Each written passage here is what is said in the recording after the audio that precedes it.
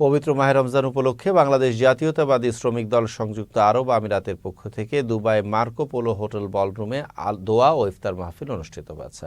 ইফতার মাহফিলে সংগঠনের সভাপতি প্রকৌশলী মাহে আলমের সভাপতিত্বে সাধারণ সম্পাদক এস.এম. এরশাদুল আলমের উপস্থাপনায় প্রধান অতিথি ছিলেন ইউএই বিএনপির আহ্বায়ক জাকির হোসেন। বিশেষ অতিথি ছিলেন ইউএই বিএনপির আহ্বায়ক কমিটির সদস্য বাবুল নীল রতন দাস।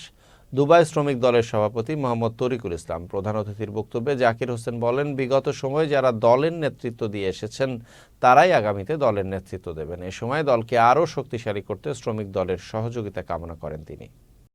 আসুন আমরা জাতীয়তাবাদী শ্রমিক দল সবাই সকলে কাঁধে কাঁধ মিলিয়ে আমরা বাংলাদেশ জাতীয়তাবাদী দলকে সুসংগঠিত করার জন্য আপনাদের ভূমিকা পালন করতে হবে।